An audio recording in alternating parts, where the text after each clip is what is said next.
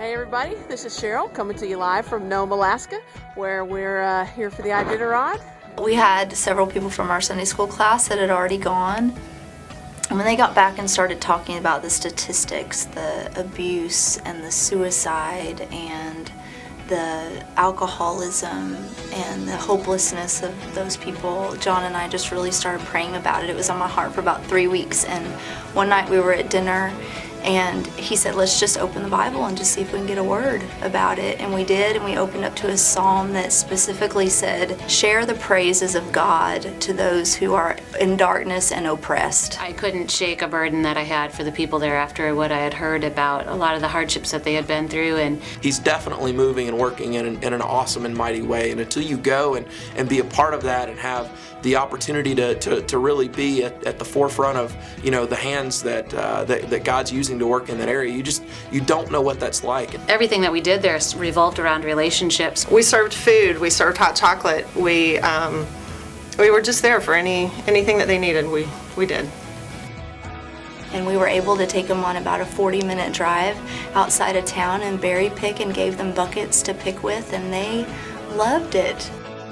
The most important thing was the discussions we had while the work was being done. A lot of times I would just stand in the street and watch the men work, and people would come by and ask me questions, and we'd start visiting, and then later they would show up at church. It's a fun opportunity. God showed up and it really changed our lives, so that was pretty cool.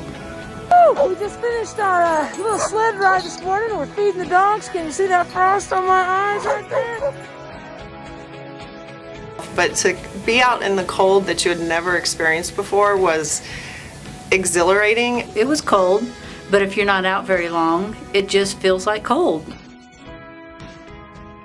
Next year should be amazing because the girls know us. I feel like being stranded there for an extra 2 or 3 days was actually a blessing, because I think it took us from being just a missionary to actually being friends with them. And so just go and minister to the women and love up on them and just be Jesus to them. Pray for a vision for exactly the role that God has for them there. One of the things that really stuck out to me while we were there, and it's something that Alaska Missions pushes, is a 5-year partnership. And I can see how important that is, because these girls, one of the girls gave her life to the Lord, which was amazing, but I can see how if we do not go back and continue to water that seed, it could be lost, because their atmosphere is so ungodly and it is so anti what we tried to teach them for a week that I can see how that Satan could just pluck that seed. And so going back and continuing to send groups is very important.